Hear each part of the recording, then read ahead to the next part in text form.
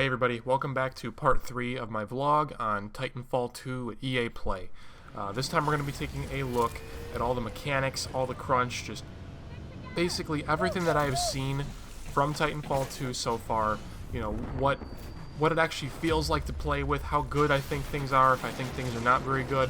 You know, either in terms of just performance in game or healthiness for the game or whatever. We're going to go and try and dive as deep as we can into the mechanics of what was in the build that we played so far. So we have a lot to talk about here, guys. This is going to be a pretty long video, so sit tight, I guess. We have a lot to talk about, so I'm just going to get right into it.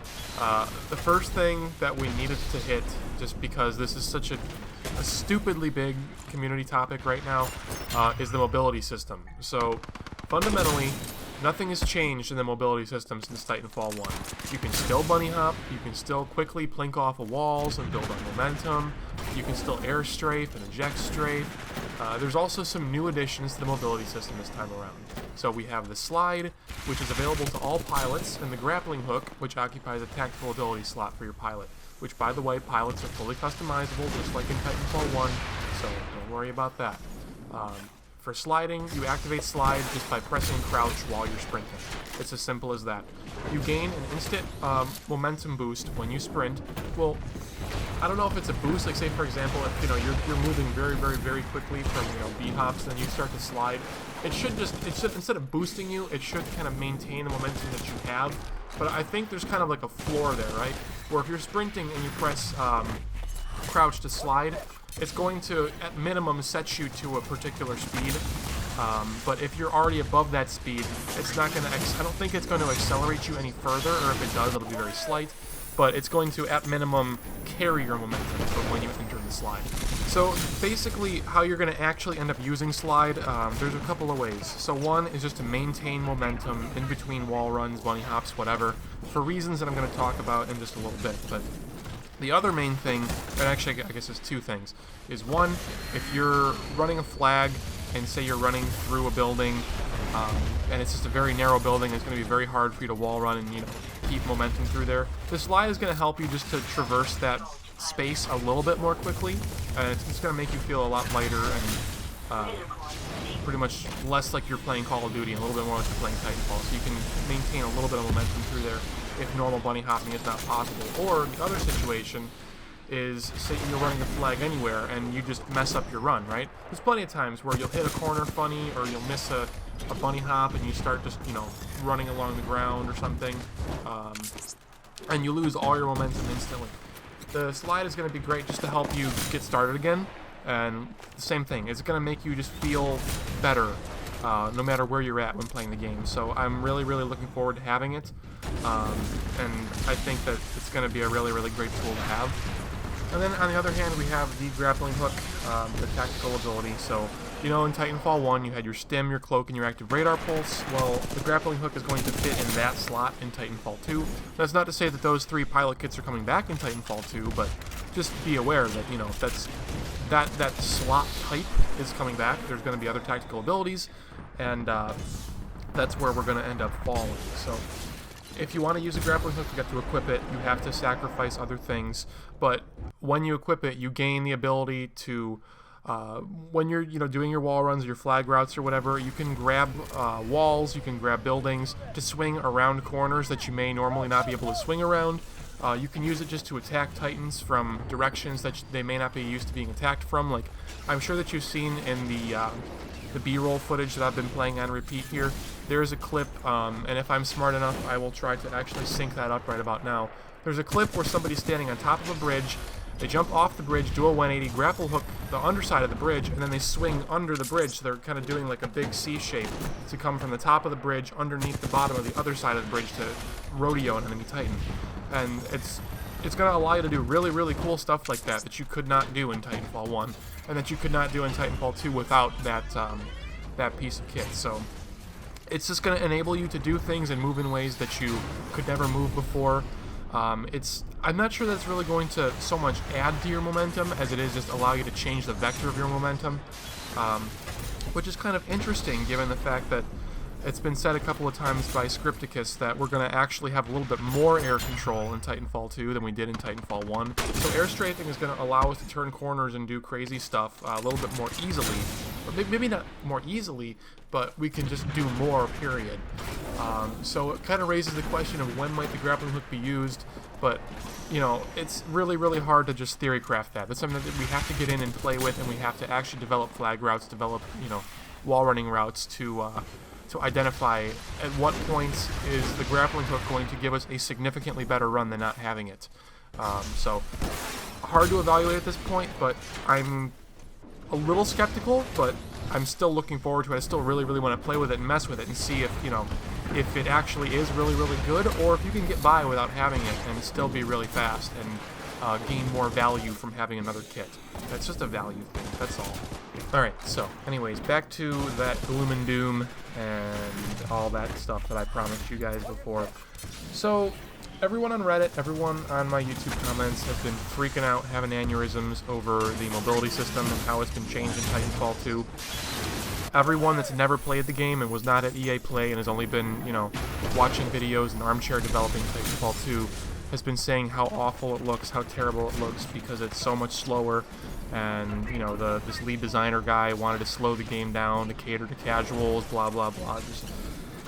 Let me just say this. You guys haven't played the game yet. You haven't got your hands on the game yet. You have absolutely no idea what it actually feels like. There's a couple of reasons, a couple of points that I'm going to hit here. Number one, and this is to my understanding from the time that I had to talk with the devs, this may not be totally correct. So if I'm wrong on this point a little bit, then I'm sure that somebody will correct me down the line. But as I understand it right now, there's a system of diminishing returns in Titanfall 2 in terms of all the mobility options that you have. So you are not intended to be able to sprint, slide, sprint, slide, sprint, slide over and over and have a reasonable benefit come from that. Now, if you do it once, or, you know, then yeah, you're going to have a benefit from it, but you're supposed to mix up the different things that you do. So you're supposed to sprint, slide, jump, B-hop, sprint, slide, jump, B-hop, you know, something like that. You know, mix some wall runs in there, mix a grappling hook in there. You were meant to chain your abilities together instead of spamming one, like for example, Titanfall 1, wall run, B-hop, B-hop, B-hop, B-hop, B-hop, B-hop, B-hop, B-hop, B-hop, B-hop, wall run, B-hop, B-hop, B, you know, and all you do is just B-hop on the ground and air strafe all day long. They want you to use some other abilities, to mix it up a little bit, because if you keep trying to B-hop 8 times in a row, you're going to have some diminishing returns, and that's just seems to be a design decision for them this time around. Secondly, people were saying that the game appears to be much slower this time around, and, well, keep in mind that all the footage that you've seen so far is console footage on 70 FOV or thereabouts. It's not on the super wide, you know, quote unquote, but still very narrow 90 degrees that most PC players are used to, which, by the way, please Respawn, give us like 120 at least. That'd be sweet. But yeah, so here's how this works. Here's how the argument works. If you guys don't understand what, like, the point that I'm about to make already.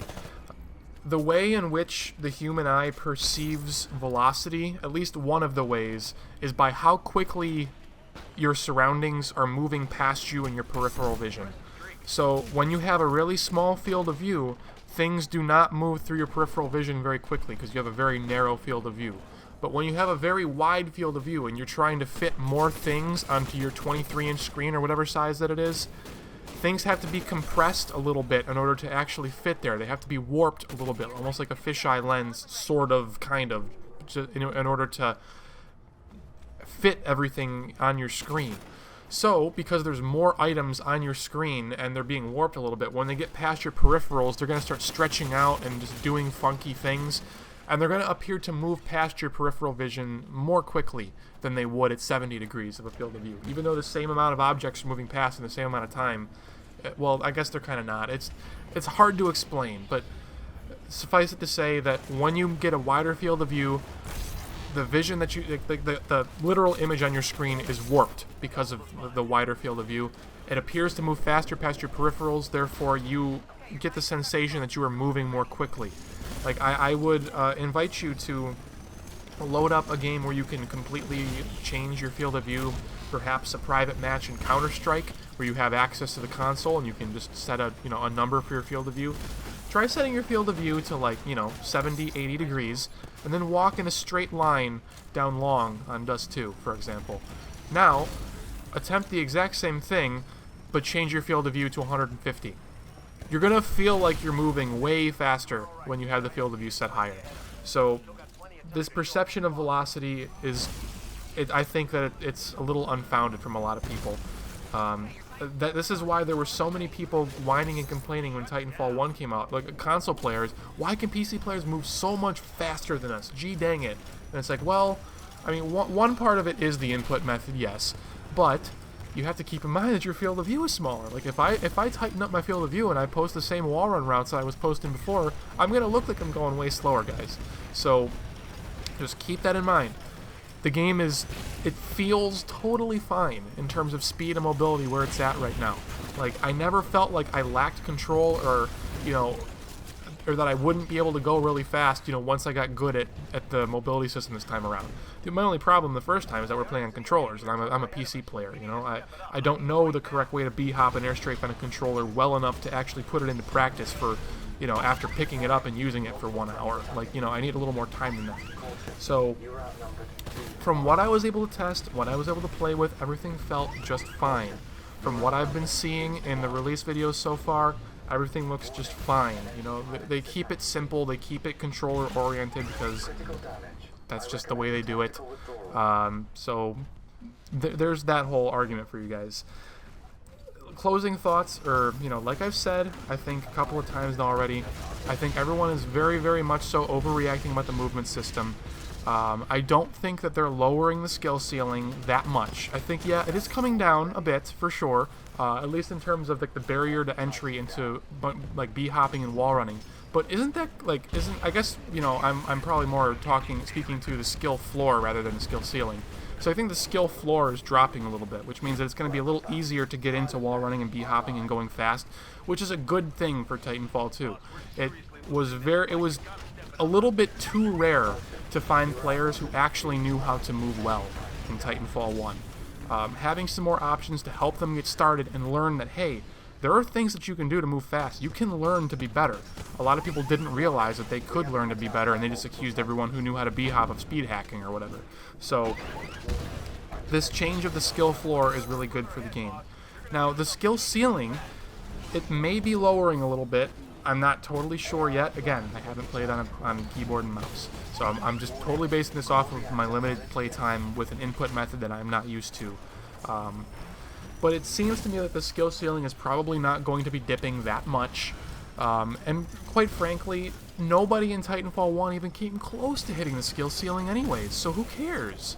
Like, a lot of you guys that are complaining about Titanfall 1, and this is going to almost get a little ad hominem and personal, I'm sorry in advance, but a lot of you guys, and I guess, actually no, pretty much just guys, because I know a lot of the people that I'm talking about, that are complaining so much about how Titanfall 2 is changing the mobility system and making people slower, you guys were never the top level, fastest flag runners in the game anyways. Like, I'm trying to figure out how to say this, and be a little bit tactful still, is that a lot of these players were never at the level anyways where they were really pushing the boundaries of how the mobility system could work, and they were never really abusing everything available to them in order to go as fast as humanly possible. Like, these are the players who were okay, like, they knew the fundamentals. If you asked them to run a flag, they could do so in decent time, but in a real game environment, in a real match, they would never be able to pull this stuff out consistently, and they were never considered by the competitive community to be high-level flag runners. They were okay, they were capable of running it, but never like, this person is a flag runner, like the first thing you think of when you say this name. So if they're lowering the skill ceiling a little bit, if they're lowering the max speed you can go a little bit, is that really going to affect you guys anyways? That's the argument that I'm trying to make here. Is that really going to be negative to you, to hurt you, to make it harder for you to play the game? Because quite frankly, the only times that your max speed and stuff like that really matters is like a competitive CTF match. And in most of those matches, you're using Titans to capture flags. Like, it's not that common. Well, I guess it is fairly common, but you know, the pilot flag runs are usually going to be, you know, 4 pilots picking it up and, you know, dying with it and getting droop caps all the time, as opposed to, you know, one guy picking it and running the whole way and getting the flag in. Because if you're doing that, your max speed doesn't really matter. It's more that your team is dominating the other team and they can't stop the flag runner. I don't know. I don't think that I don't think that a lot of these complaints and arguments are justified. Like, yes, the speed may be slower overall. Maybe, we're not even sure. But if it is, so what? Just think about it from a practical standpoint. Is when you're actually playing a high-level match. And guys, you know, keep in mind, we're talking about high level here because this is where it really matters, right? At a low level in public games, none of this means anything because people are low level. And, you know, you want them to, you know, just be smart enough to use their slides and wall run and b-hop maybe once or twice to keep a little bit of speed. And they're doing great if they're just accomplishing that much.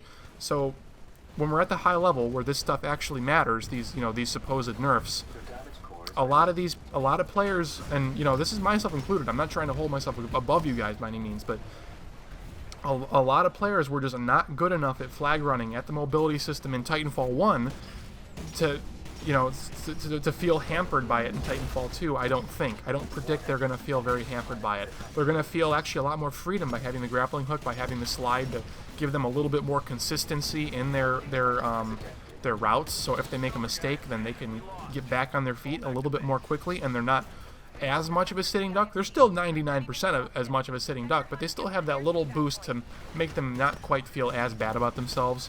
So I don't know. I think that these changes have a lot of potential. I think they could be really, really good for the game. I already think that they're going to be very healthy for the game, you know, just in general for all the people that are playing, because competitive players, people that are complaining about the mobility system changing, we're all the top 1 or 2% of players, you know, for the most part. That's just, if you're concerned about those things, you are probably already a pretty good player for the most part. You may not be a top-level competitive player, but you're one that understands all the fundamentals of the game, how to put them into practice and, you know, to abuse them.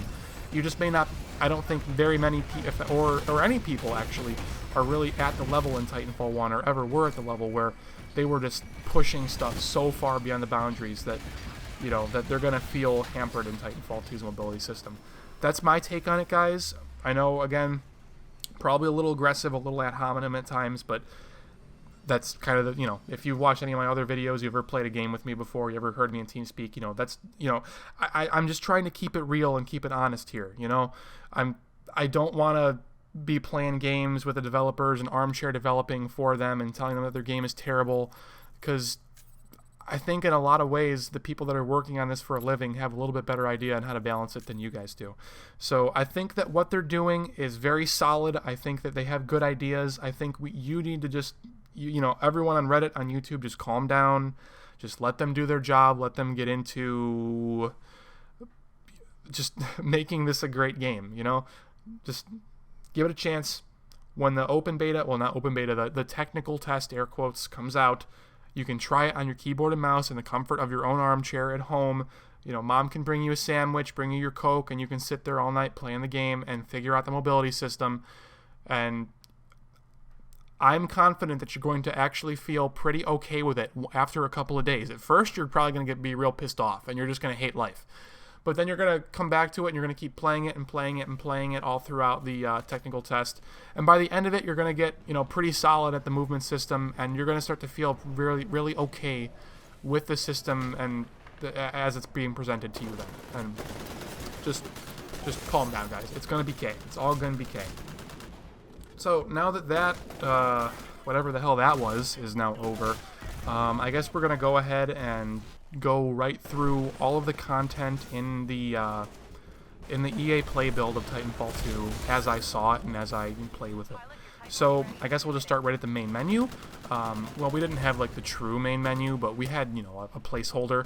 And on this menu, you could see your pilot and your Titan displayed to you in 3D. So unlike Titanfall 1, where you just had a static image of, you know, what pilot model you're going to be having or what Titan model you're going to be having, It's now 3D, and I'm absolutely positive the purpose behind that is to show off all your customizations. So as we already know, pilot customization, Titan customization, just in terms of like, you know, your costume or whatever, or your paint job or your nose art or whatever.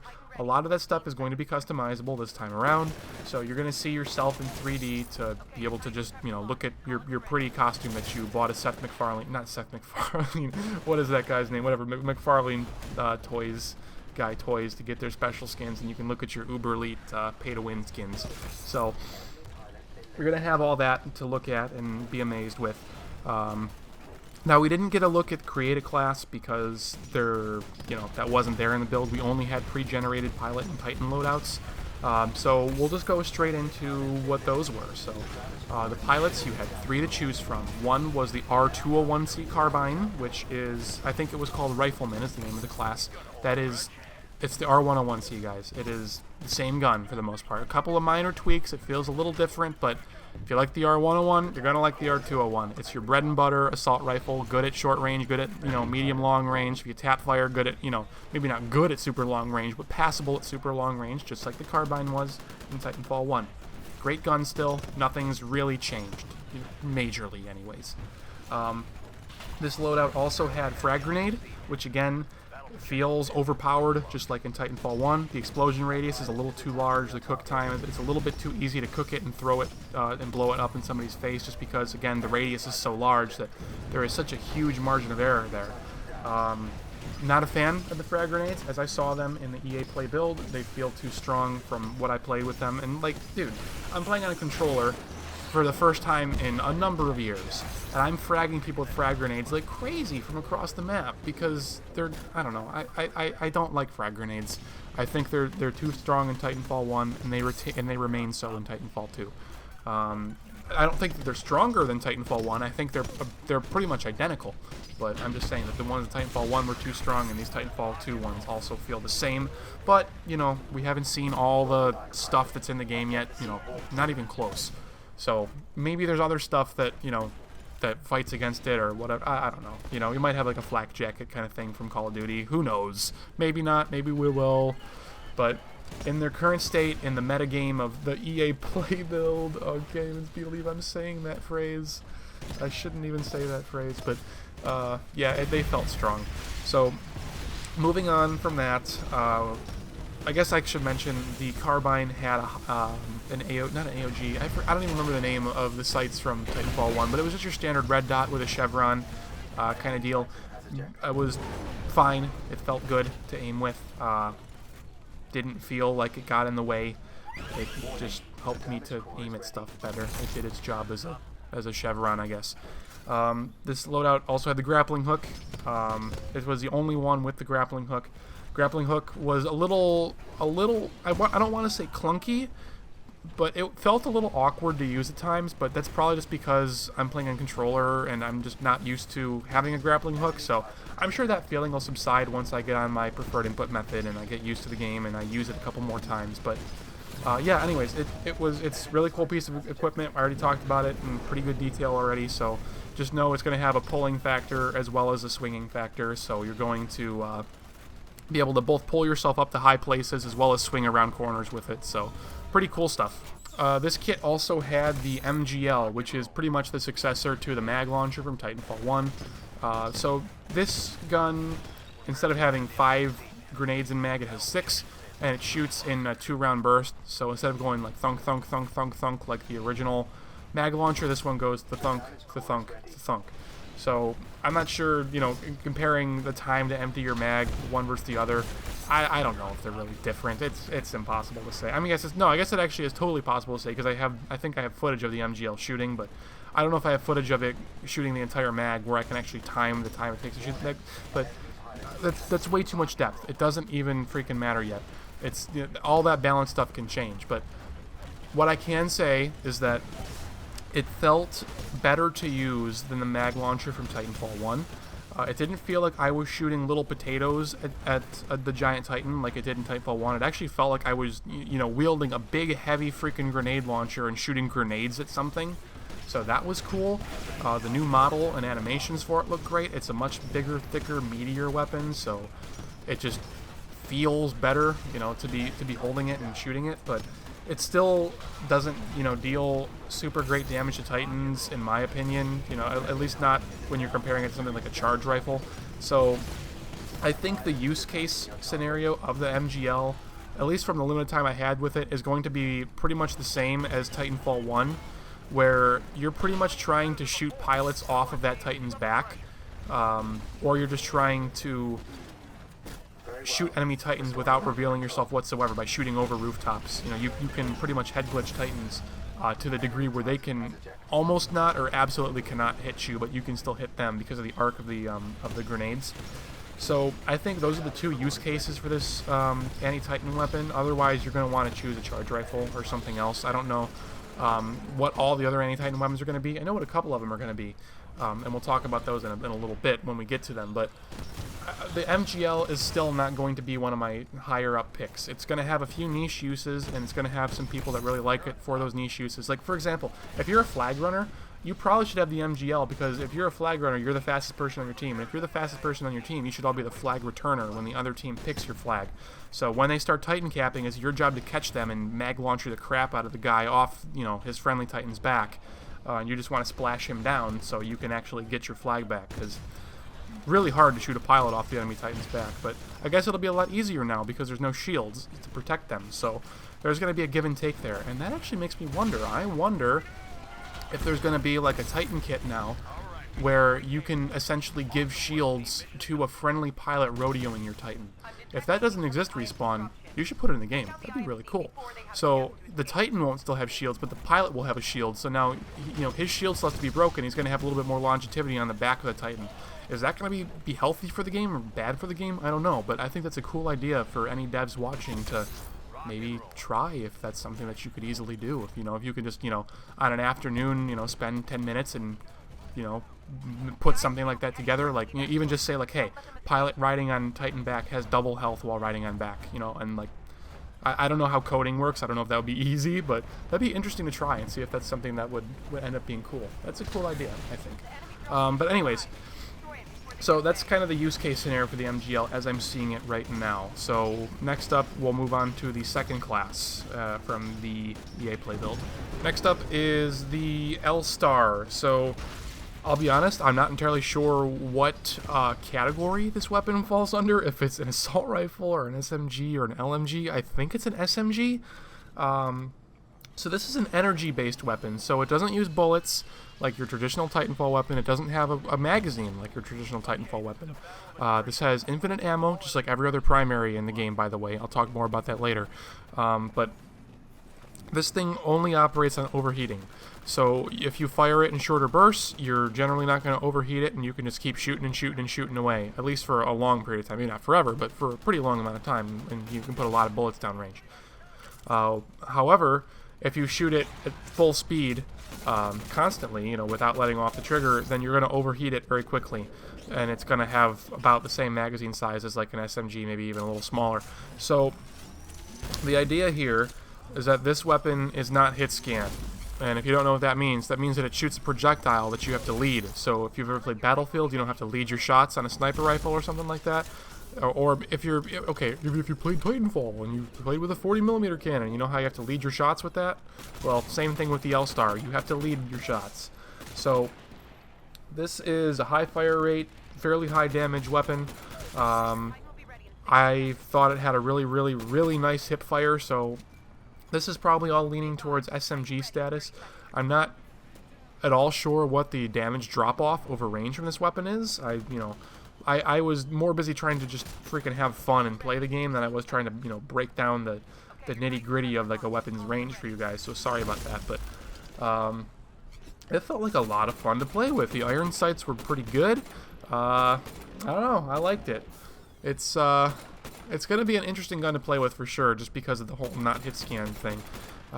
Interested to see how that plays out. And I'm actually interested how that's going to work on consoles with aim assist, because you have that sticky aim on people, but if you have to lead your shots, you're going to be stuck with all your shots going behind them if they're strafing left and right. Like, how does that going to work? Oh.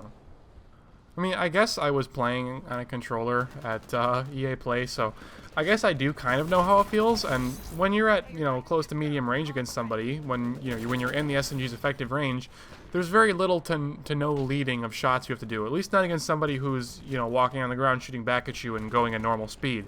Now, if they're b-hopping near you and they're moving at high velocities, then you're going to have difficulty shooting them whether you're on mouse or on controller. But I'm just mostly talking about like with aim assist. I'm not totally sure how that's going to end up working out, if it's going to help you lead or not. I would hope it doesn't help you lead, but at the same time, that's going to make the gun really, really hard to use on a console, I think. But I don't know. I don't play on controllers, so I'm interested to see how that ends up turning out and ends up feeling for, a proper controller player. For its grenade, this loadout had the electric smoke grenade. So this was actually a really, really cool surprise. I was not expecting electric smoke to leave Titans and get put onto a pilot grenade. It's something that I've heard people talk about quite a lot as an idea that they've thrown around, but it's never something that I would have anticipated Respawn actually giving a real shot at. So that is super cool. It felt good to use. It just feels very familiar to electric smoke from Titanfall 1. Similar amounts of damage, just a smaller radius, and it's a thrown grenade now instead of being a Titan ordnance, whatever, not ordnance, tactical ability, yeah. So it's just a different way of going about it. I was a welcome change. I think it's really cool, and I'm interested to see how it plays in the real game, because it would be cool for shutting down like flag running routes and stuff like that from people without affecting their momentum or speed like the smoke does in Titanfall 1, hopefully, or as just to shut down their route period because of the damage. So a pilot can see that electric smoke grenade hit a wall in front of them and they realize, oh crap, I can't go there, and they have to alter their run on the fly. So instead of arc grenading the crap out of them and just a non-interactive way of killing very fast moving pilots, you can just predict where they're going to move and then smoke that location out so they can't go there. I think that's a really, really, really interesting counterplay, and I hope that it ends up working out that way. Now, I don't quite remember if it'll bounce a couple of times and explodes on a timer, like if you can cook it, or if it explodes on hit with a target, or what. I was just too busy being, oh my god, Titanfall 2, to really even realize that much about the thing. So, curious to see how it's going to actually work in the final game, but I think there's potential there for it to be really cool for CTF applications. Now, I hope that it's not too like super cancer and stuff like Hardpoint, where you have to control a small area. But I'm sure Respawn is smart enough to play around stuff like that, so not too worried. It's going to be really cool, guys. The tactical ability for this class is going to be the Pulse Blade. So this is kind of like the next evolution of Active Radar Pulse from Titanfall 1. So for those, like the three of you that don't remember Radar Pulse from Titanfall 1, basically it was a tactical ability that you could turn it on, and it would show you every like 1 second or so, you would see the silhouette of all enemies, be it a pilot or a Titan or grunts or specters, whatever. You could see them through walls, but you wouldn't get like a live view of them. You would just get like a static image of where they were at that point in time that you could see through walls. And I think it was actually more than once per second. It was actually fairly often that it would update, but it wasn't like live, so you couldn't see people through walls like you could with like an Oracle from Call of Duty or Widowmaker's wall hack or whatever. You need to use the information provided by Active Radar Pulse to make educated guesses, and that's about the best you could get from it. And it would also kind of hamper and impede your aim, so most people didn't use it because the disadvantages that it gave you in aiming far outweighed the advantages of seeing people through walls and stuff for a lot of players. Not for everyone. There's some people like I think Chasm was a Titanfall 1 player who used the Active Radar Pulse and like the Hemlock and just crapped on people like all day long, and it was amazing. But very, very few people were able to use that kit effectively. So the next evolution of that, to make it a little bit more widely used and more accessible to people, is to make it update live. So now you will see the silhouette of enemy pilots through walls in just totally 100% live. So you can shoot them before they even have they're able to even react to you. The only, I guess, downside or like balancing change to this now is instead of it just, you know, you just having special Superman eyes, you throw a blade out, and that blade will strike, you know, a wall or floor or enemy pilots, doing lethal damage to them, and it'll mark an area around that target. And anything that enters that area or is moving through that area, you'll be able to see in real time through walls. So it's on a fairly long cooldown, but it seems like a pretty powerful choice of equipment. There are pilot kits, you know, like from Titanfall 1, where you could choose stuff like the dome shield battery, for example, or guardian chip, or stuff like that for your in your pilot kits. Was guardian chip even a pilot kit? I don't even remember. It might have been a Titan kit, but you know, you get the idea here, right? That is where you're going to be able to have some kind of pilot kit that's, as of right now, unnamed, that will eliminate you from being revealed by that effect and effects like that. So, you know, don't worry, don't feel like you're going to be like anally probed every 5 seconds by every player who's using this. There is a hard counter to it if you so choose to use it. And for the last piece of equipment on this second loadout, we have the charge rifle. So it's returning from Titanfall 1, and it's actually a little better this time around, but with a drawback. So your charging rate is a little bit faster than Titanfall 1, at least that's what it felt like to me. So it's somewhere between the regular and amped charge rifles from Titanfall 1. But the downside now is that it doesn't have unlimited ammo, which technically it didn't have unlimited ammo in Titanfall 1 either. It was something ridiculous, like 1,000 shots before, you know, before you needed to like get in your Titan and refill ammo or whatever. But it basically, effectively, practically had unlimited ammo.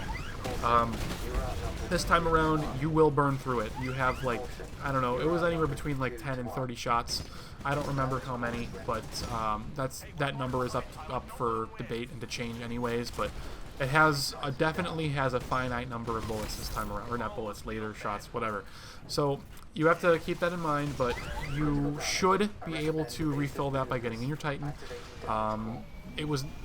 Recharging your ammo was actually not in the build that we played, and it was reported to devs, and they were not sure if that was a bug or intended, but you know, they all took their phones out and took notes on that one to make sure they go back and revisit it once EA Play is complete.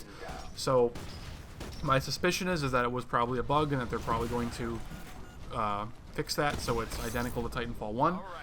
But yeah, guys, charge rifle, still the charge rifle, not a whole lot to say. It's still the amazing weapon from Titanfall 1. It's still like an S-tier gun that you can use in pretty much any scenario and be very effective with, so I'm kind of surprised I didn't see a whole lot of changes.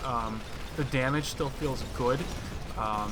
It's hard to evaluate how good it was because, again, I'm not a controller player. I couldn't hammer crits out on enemy Titans and see how quick I could dismantle, you know, some hapless Scorch that couldn't shoot me or something like that. Like, it's hard to say yet, but it felt really good, and I killed a lot of people with it. Actually, my very first kill in Titanfall 2 ever against another enemy pilot was with a charge rifle, so I'm really, really happy about that, and I'm looking forward to using that gun on like all my loadouts next time around. So now we're going to move on to the third and final pilot class that was available to us at EA Play. This one is called the Counter Sniper. So it's running the Double Take, which is a double-barreled sniper rifle, and it's not hit scan. So this one has travel time just like the c.a.r, which is also still in the game, by the way. So we have 2 sniper rifles that are not hit scan in this game, and they're both going to be like one-hit kills. So very, very interesting that we have both, and I'm really not sure how that's going to play out, but as a super elite, ultra dank 360 no-scoper, as you've seen in my montages in the past, I'm sure, I really like those guns. They're really fun to screw around with and be really dumb with, so I'm excited to play with both of them. But anyways, and a more serious note here. So double take, 1 trigger pull, 2 bullets. At the time of playing, it had 16 rounds in mag, so you could pull the trigger 8 times, but without reloading, which is like ridiculous. So yeah, I don't know. It's gonna have bullet penetration, I think. If it doesn't have bullet penetration necessarily, then, you know, if you guys remember the one clip from the B-roll, which I'm gonna make a marker right here, and I'm gonna try and, you know, edit that in right about here, is there's a clip that you can see where two pilots line up and the guy shoots with a double take and he kills both of them. Now, we have to keep in mind that he got a headshot hit marker, which is in the game now, by the way. So you get the red hit marker for a headshot and then the regular white one for a normal body hit.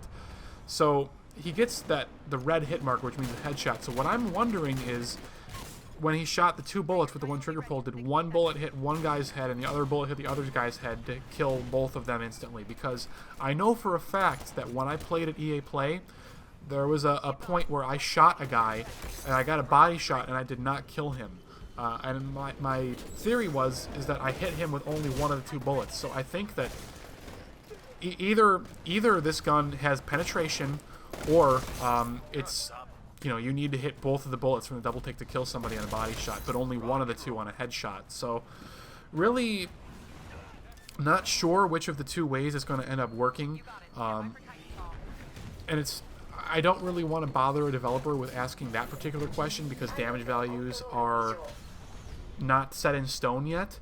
But then again, that seems like something that, you know, they're not going to go back and forth on. Like, when they create that gun, when they design it initially and put it into the game, they have a goal of being, you know, is it going to be one of the two bullets kills on a body shot, or you need both to kill on a body shot? And then is it going to be one on a headshot or not? So I think that that's already kind of set in stone, but I think, you know, I could be wrong on this, but my impression is that one bullet out of the two hitting a body is not a kill.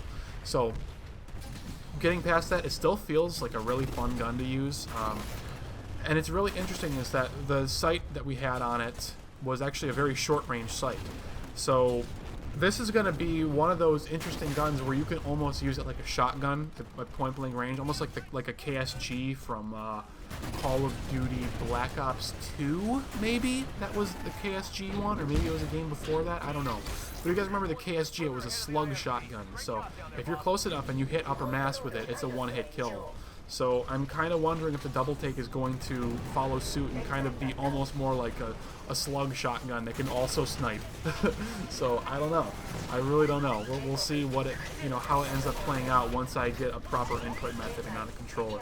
But I'm really, really looking forward to using this gun. It seems like it's going to be a lot of fun. The anti-Titan weapon for this loadout was, oh god, I don't remember the name of it, I'm sorry. But it's like it's pretty much a free fire rocket launcher, except instead of firing rockets, it fires like a little ball of electricity, kind of. So it's a slow traveling ball. You can see it in a lot of the B-roll and trailers so far, or at least a couple of scenes anyways. I think you see it at least once, maybe twice. But it's a free fire, basically rocket launcher. This projectile is slow traveling, and it'll hit and deal damage to any target that's close to it during its travel time. So it was described to me as developers as being extremely good at dealing with groups of Titans. So if you're like way down in Titan counts and they're deathballing with Titans, you can pick this weapon and you can just crap on like all 3, 4, 5 of them at once.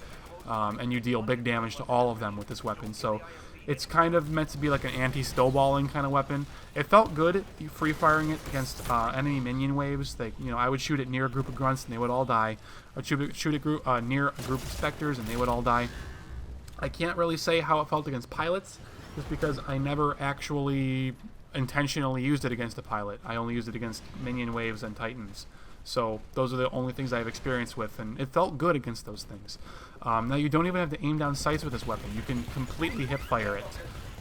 So I don't know. I think it's pretty good. You know, you're going to be able to just switch to it, you know, from your primary really quick and shoot off a big burst of damage, just, you know, without having to charge up a charge rifle or, you know, hold the weapon out like an MGL. Like, you can just really quick switch, shoot, and switch back, and then you reload it later or never. And you just have that one burst of damage that you're able to do, and it seems pretty interesting. I really don't know how to evaluate it quite yet. I mean, I know that's kind of been like my catchphrase throughout a lot of these videos so far, but, you know, we just need to play more. We need more time. We need to see more stuff. We need to just have a couple more days to sit down with it, you know, preferably on a keyboard and mouse, blah, blah, blah, and just grind out some more games with it. But first impression, good. I like it. It's actually a really cool weapon.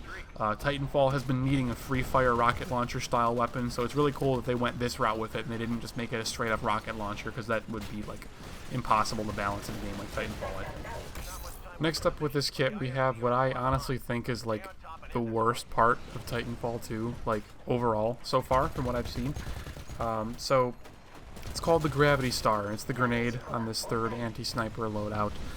What it does is you throw it, whenever it hits the surface, it explodes and starts sucking in all enemies within a certain radius, at least all minions and pilots. I don't know if it does anything to Titans or not, but yeah, it sucks them into the center and then holds them there against their will. And basically there's nothing that they can really do about it except, you know, just they get hit by it, get sucked in, and then they can't move, they can't get out. They have to wait out the duration and hopefully not get killed in the process. My issue with this is that it doesn't offer like any counterplay whatsoever from what I can see. I mean, unless there's something that I just don't know about it, but like, you just get it near somebody and they get sucked in and they are guaranteed to be dead. Like, the only thing they can do to counterplay is to turn on you and to shoot you and to beat you in a gunfight, which is probably not going to happen very often. Generally, when you hit somebody with one of these things, they're probably not going to be paying very much attention. But there also is another side of this coin where you could call it more interactive than like a frag grenade, because with a frag you can see somebody and you can just blow them up and then they have literally no chance of beating you.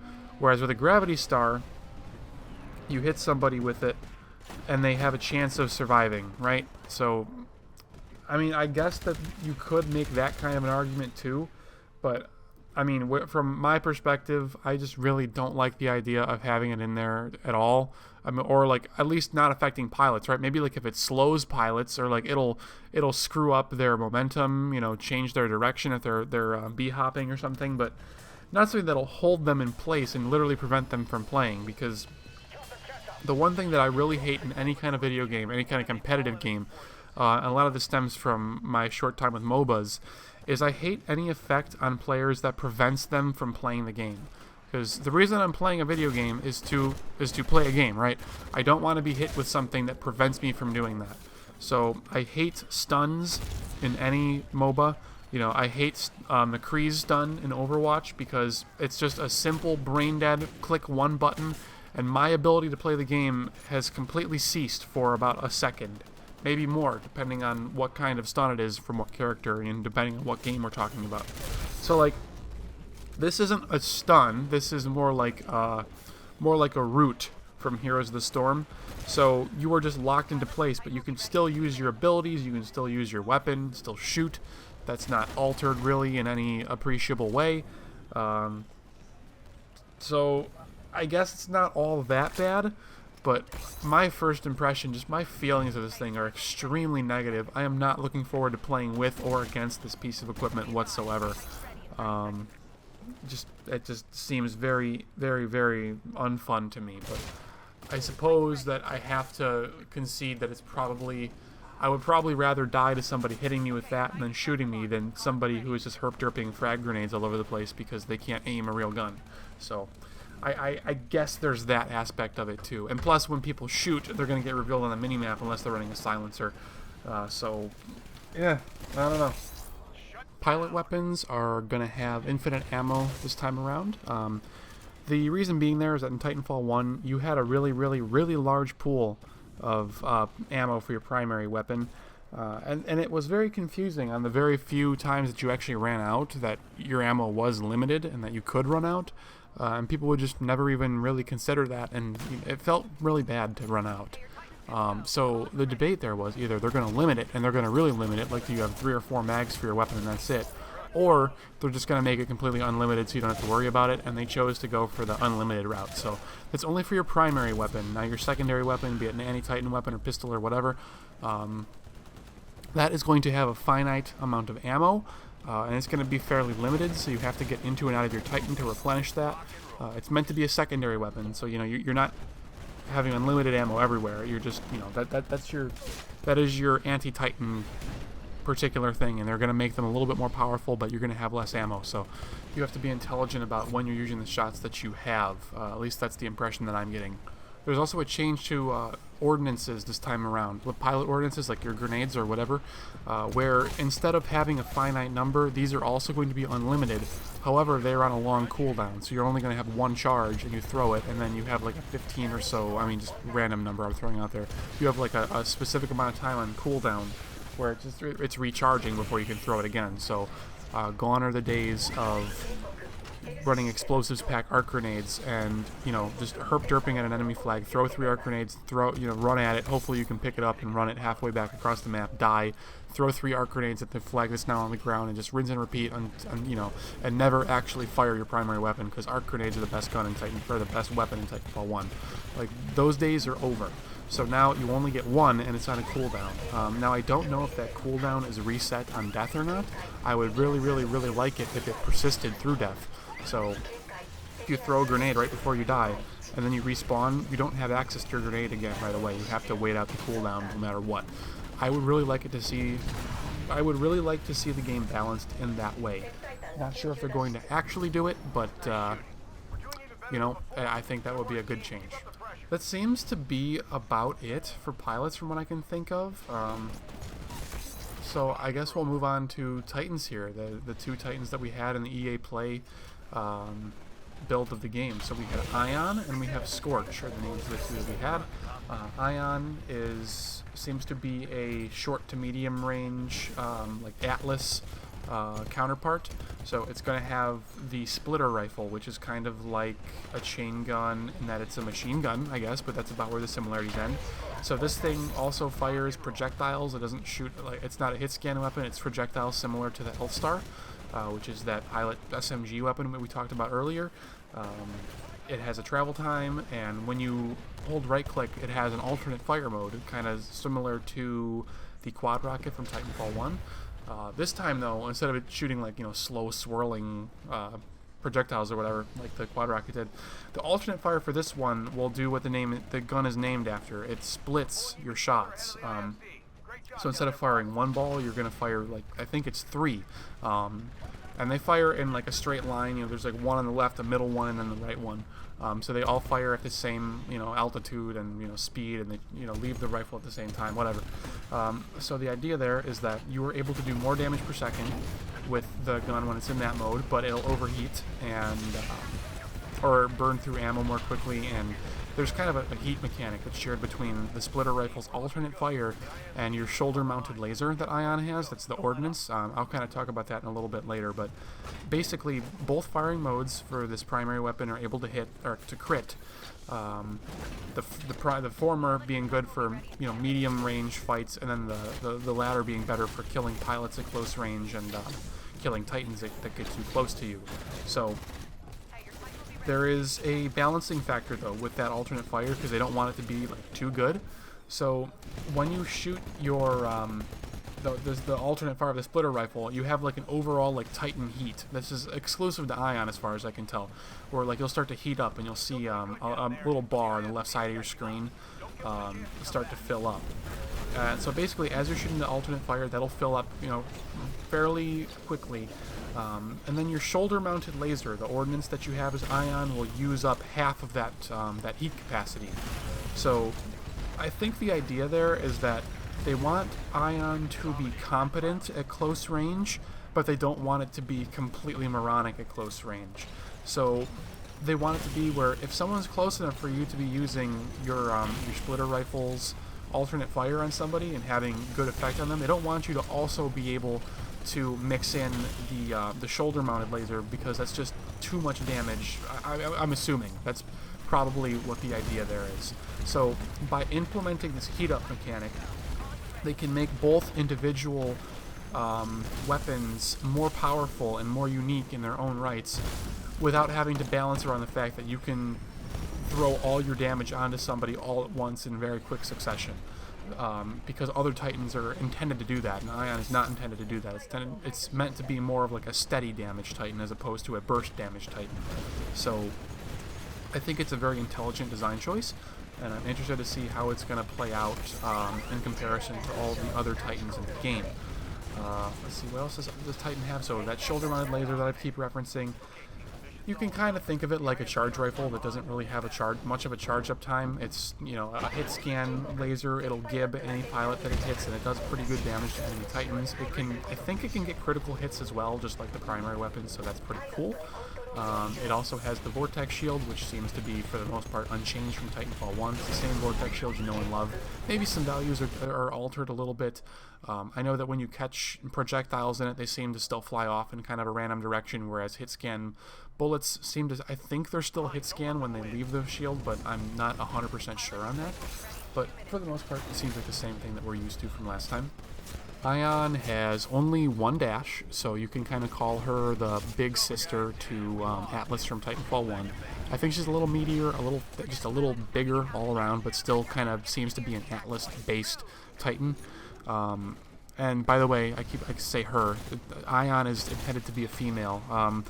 With this, going back to the whole Titans as heroes kind of thing, they're going to have like one AI voice, and it's going to be part of their character. So Ion is a girl. The Titan voice is female, so you're, I guess, technically supposed to refer to Ion as a she. So interesting. I think it's cool. I mean, whatever, doesn't make a difference to me anyways. But just kind of a neat way of looking at it. But anyways, yeah. So she is going to have, for her core ability, it's the laser core, which you've seen in plenty of videos already. It's that one where she does the shoop-de-whoop laser coming out of the front of her chest and just annihilates anything in range in front of her. Very, very high damage per second.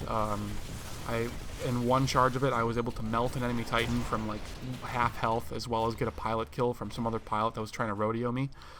So that was pretty cool. I don't know. I thought it was pretty cool core ability. I don't know. Just something different from Titanfall 1, I guess. I don't know. It wasn't like... It wasn't stupid or dumb or bad. I mean, this Ion Titan only has one dash, so it's going to be very difficult for them to consistently get in range of this laser, because I don't think it's like, you know, really super duper long range. I think it's got a fairly limited scope to it, so keep that in mind. I don't think that it's ridiculous, but it's just a good core ability. Core abilities are supposed to be strong, and it's a good ultimate, so there's that. In terms of how you're supposed to play this Titan, well, kind of hard to say. I mean, it's going to... You have to look at the other Titans that are in the game. I mean, we have Ronin, which we know about, which is going to be one of the Strider variants, and it's, you know, it's got the sword, it's got that teleport dash and all that kind of stuff.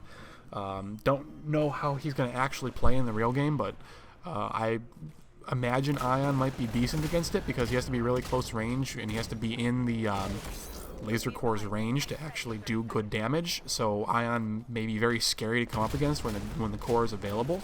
I'm at the same time, though, Ion also has, with the splitter rifle, you know, she is able to cover a larger area with her gun than other Titans may be able to. So that indirect fire of just that big cone is going to make it a little easier to hit Ronin as well when it's, you know, moving in and out of your sights, I guess. So Ion may be a good pick against Ronin, maybe not. I don't know. I've never played that matchup before because Ronin wasn't available for us, so can't really say, but that's something to consider, is that Ion's role may be good against Ronin. It may be good in a mid-range kind of supporting damage role, who is also decently able to kill pilots and just defend from close-range threats, but generally wants to play a mid-range game. Does not usually want to play a long-range game, though, just because the travel time on your projectiles, it's probably not going to be able to consistently land high amounts of damage. You could pick other Titans if you are intentionally wanting to play a long-range game, but I think that she's going to be a good generalist. She's going to be good at everything, but not great at anything. She'll be the jack-of-all-trades of a lot of the Titans, most likely. The Vanguard class Titan, which is like, you know, BT, like the main character Titan from the story mode, I assume it's going to be in multiplayer, and I assume it's going to be, you know, the other, I'm not sure if it's going to be the other, like, Atlas variant, or if that's going to be, like, one of the Strider variants, or if it's just going to be something else entirely, or if it's not even going to be multiplayer. I don't know. I kind of think it's going to be one of the Atlas variants, but anyways, if that's in there too, then, you know, I think it's going to run with a XO16 chain gun from what I've seen in, like, the videos and, like, screenshots so far. I always see it, like, wielding, like, a gun that looks similar to that, so I'm not really sure how the roles there are going to end up working out, but we'll have to wait and see, I guess. As for the other Titan, Scorch. So Scorch is a big brother to the Ogre. He seems to be a little skinnier than Ogre, but he has no dashes, so he has no ability whatsoever. And by the way, Ion only has 1 dash. I don't remember if I mentioned that before, but she's only got 1 dash. So just throwing that in there in case I didn't say it before. Scorch, no dashes. So very, very, very difficult to traverse the map as him. You know, just by design, he's a very immobile Titan. He's got one of the slowest move speeds and no dashes. But to make up for that, he is all about having very high combo damage, if that makes sense. So he has, and actually I'm going to pull up the exact names here so I don't get them wrong, but basically he's able to combine multiple abilities to do large amounts of burst damage to enemies in a pretty wide AoE. So if he's able to get behind a group, or if somebody pushes too far into your team's half of the map, Scorch is going to be amazing at punishing those kinds of plays. Alright, so as you guys can see on your screen right about here or so, we have all the different abilities that Scorch has. So I'm going to let you guys read the abilities and just kind of see how they all end up working. I probably should go back and put this up for Ion too. We'll see if I remember by the time I get done editing this, because we're right on top of the 1 hour mark at this point. So Scorch has the tactical ability called Incendiary Trap. Basically it's a big gas canister that you shoot out, relatively short range, that just lands on the ground and kind of sticks around there. There's kind of like a little green cloud around it, so you're usually aware that it's an incendiary trap and it's not just a random barrel. So they make it pretty obvious that that's what it is if you're just a random passerby. So you have that, and you can ignite it with any thermite effect in the game. So Scorch is all about thermite effects. So his ordnance is called Firewall. Basically, he takes his fist and slams it on the ground, and then a big line of thermite extends out from there and just lights a big path on fire. It deals damage on hit and damage over time, and it will detonate incendiary traps if they are caught in the radius. His other main usage of detonating incendiary traps is going to be his primary weapon, so his thermite launcher. It's basically got 1 shot per magazine, so you shoot it once and you have to reload. And that will also detonate incendiary traps. I assume that your heat shield would also detonate incendiary traps, but that sounds like a really, really terrible idea because you're just going to blow yourself up. But anyways, yeah, I would assume that your flame core, your core ability for Scorch, is also able to detonate these incendiary traps. But I guess I should probably back up a step and kind of explain how this whole system works. So basically, you want to throw an incendiary trap. You're going to have 2 charges, so you can throw 1, 2, both incendiary traps out in an area, and then you can use any of your other thermite effects to ignite them, and it deals big damage, in 1 burst of damage, and then it does damage over time. The entire area will be lit on fire. It's a really cool area denial weapon, and it does really good damage over time to Titans, by the way, and pilots. Like, it seriously does a lot of damage really fast. Like, I've stood in my fire on accident at Scorch a couple of times, and I'm wondering, why is my health just melting? And then I realized that, well, I'm literally melting.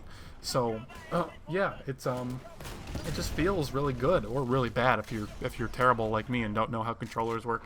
But yeah, it's a really cool idea for a Titan. I can see why so many of the developers seem to really like it, even though the people playing the game didn't seem to like it very much. They liked Ion a lot better. I think that once they get used to Scorch and they understand better how to play him and what he's good at and the role that he's supposed to fill, they're going to like him a lot more. Now, I don't think that he's going to be a super duper common Titan. I don't think that he's going to be core to any kind of competitive composition as far as I can predict.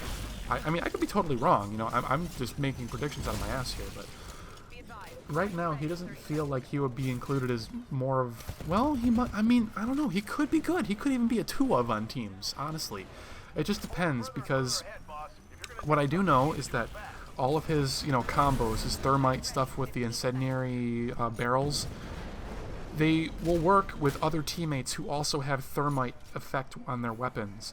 So it was very, very strongly hinted that Scorch may not be the only one that has these thermite effects. So just keep that in mind. The Titanfall website lists these the barrels that you shoot out as being flammable by the slightest spark, or however they exactly worded that. So I'm wondering if anyone can just literally shoot them and blow them up and have the same effect. I don't know. We need more time with the game to play it and just experiment and see what works and what doesn't and figure it all out. But I think that Scorch has potential. Now, his lack of mobility is very damning. His lack of consistent damage at range is very scary. There's going to be a lot of situations where Scorch just simply cannot reliably fight back. And because of that, he's going to be very, very reliant on using his heat shield quite a lot, which I don't think I've talked about yet. So the heat shield is kind of like a vortex shield, but not. So basically, it's a big shield he holds out in front of him with the same pose as you would a vortex shield, but instead of it absorbing like bullets or whatever and then shooting them back, it simply melts them as they hit the shield. So the idea there is that, you know, Scorch is all about fire, right? He's just melting everything that is coming his way, and that's how he just protects himself. So he doesn't shoot anything back. He just melts the projectiles, and, you know, it's just neutraled out that way.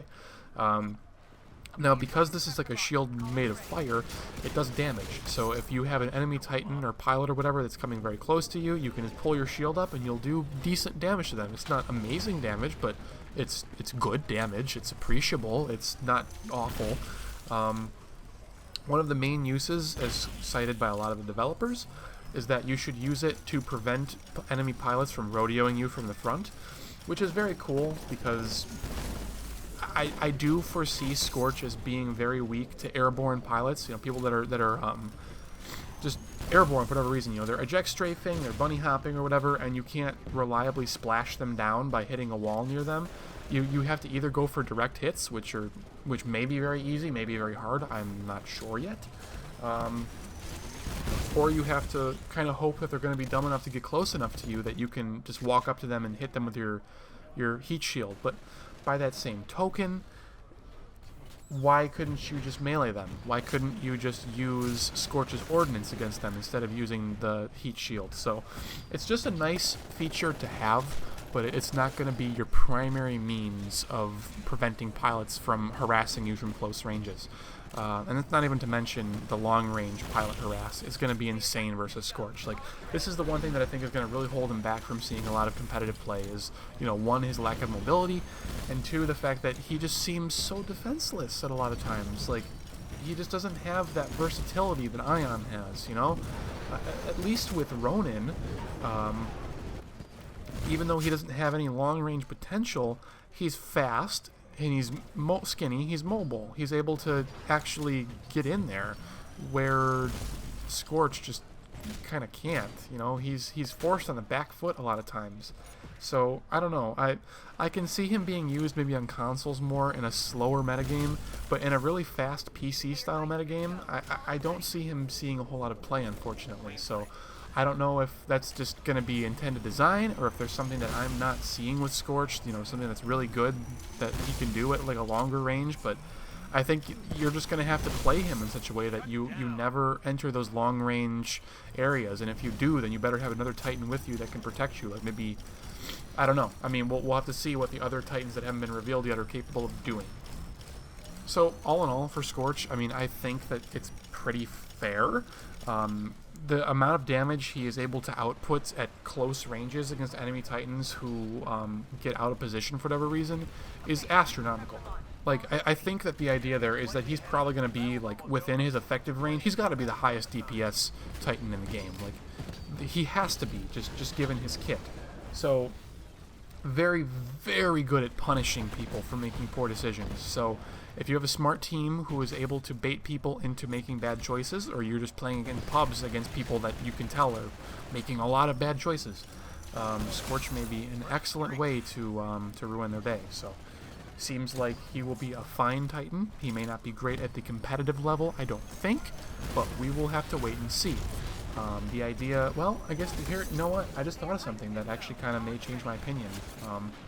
If you look at him in like a capture the flag scenario, where, you know, like in Titanfall 1, you would use cluster missiles, 40 mils, quad rockets, triple threats, whatever, to saturate flag capture, like stands.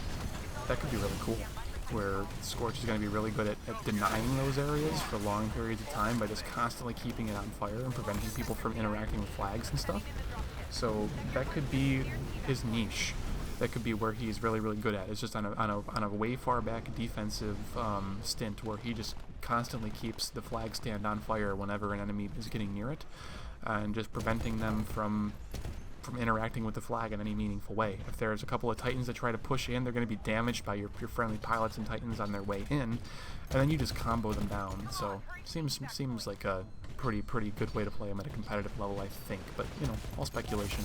Anyways guys, I think that'll just about do it for this video. So I think I've talked about most of the things like mechanically that I wanted to really talk about. If there's a couple other topics, if I happen to squeeze them in before, you know, finishing editing on this video, then I'll tack them on at the end here somewhere. So I guess if I do that, then you're not even going to hear this recording. But if you are hearing this recording, then that means that I am tapped, and we're just going to publish this as is. So thank you guys for watching or listening or whatever. Hope you enjoyed all my rants and rambling, and hope you learned a couple of new things. I am really tired of talking, so I'm just going to bail here, guys. Thanks for checking this out. I will see you in part 4, where I try to break down like the B-roll footage and some of the other reveals so far. Just in terms of multiplayer, to see if we can pick out any Titans or weapons or skins or whatever that we may not have identified previously. So anyways, thanks guys. I'll see you whenever I get around to that one. It'll probably be like at least a week. See ya.